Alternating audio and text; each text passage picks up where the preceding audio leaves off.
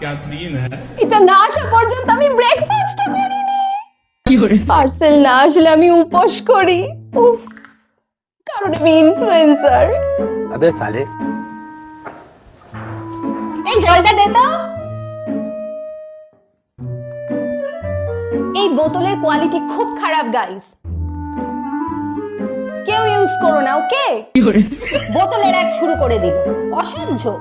सोचना पड़ता है रे कौन सी गाली देने का। ফ্রিজ থেকে পনিরের তরকারিটা দে তো। এই ফ্রিজটা আমার মাথার থেকেও অনেক কুল গাইস, নোটিসই করিনি এতদিন। আমি তো ইনফ্লুয়েন্সার। সবকটা চিপসের শেপ একরকম না গাইস, আর এই প্যাকেটে অর্ধেক হাওয়া দিয়ে ভরা। আবার নাটক শুরু হলো।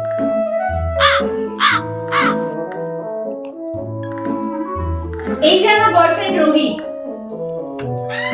अबे साले প্যাকেজিং খুবই impressive guys, dressing sense wow, loyal number 1।